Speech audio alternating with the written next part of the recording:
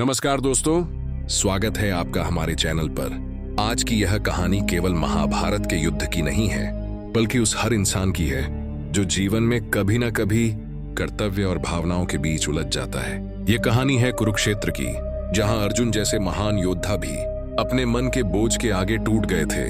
और वहीं से शुरू हुआ श्रीमद् भगवत गीता का अमर ज्ञान। जब कुरुक्षेत्र की धरती पर युद्ध के नगाड़े बजने लगे, तब अर्जुन ने भगवान श्री कृष्ण से कहा कि उनका रथ दोनों सेनाओं के बीच खड़ा कर दिया जाए।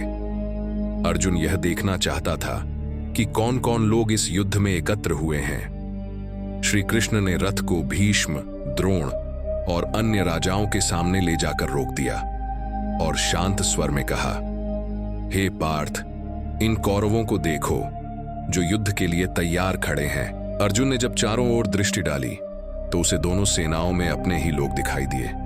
गुरुजन, ताऊ, मामा, भाई, पुत्र, मित्र और प्रिय संबंधी, जिनके साथ उसने जीवन के अनेक सुख दुख बांटे थे, आज वही उसके सामने शस्त्र उठाए खड़े थे।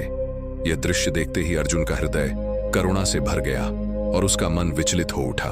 अर्जुन के शरीर में कंपन होने लगा, उसका मुख सूख गया, हाथ कांपने लगे और उसका प्रसिद्ध गांडीव धनुष उसके हाथ से फिसलने लगा। उसकी आंखों के सामने अंधकार छाने लगा और मन गहरे शोक में डूब गया।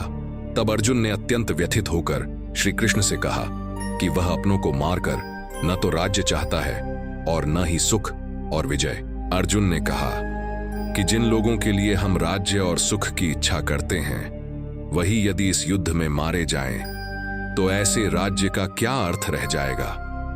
अपने ही स्वजनों का वध करके प्राप्त किया गया सुख उसे स्वीकार नहीं है।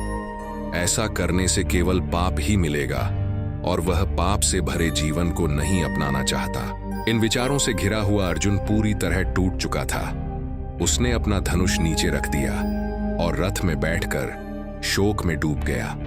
उस क्षण अर्जुन केवल एक योद्धा नहीं था, बल्कि वह हर उस मनुष्य का प्रतीक बन गया था जो जीवन में कभी न कभी अपने कर्तव्य और भावनाओं के बीच असहाय हो जाता है। यहीं से भगवान श्री कृष्ण द्वारा दिए गए उस दिव्य ज्ञान की शुरुआत होती है, जिसे आज हम श्रीमद् भगवत गीता के नाम से जानते हैं। एक ऐसा ज्ञान जो केवल अर्जुन के लिए नहीं, बल्कि संपूर्ण मानवता के लिए है।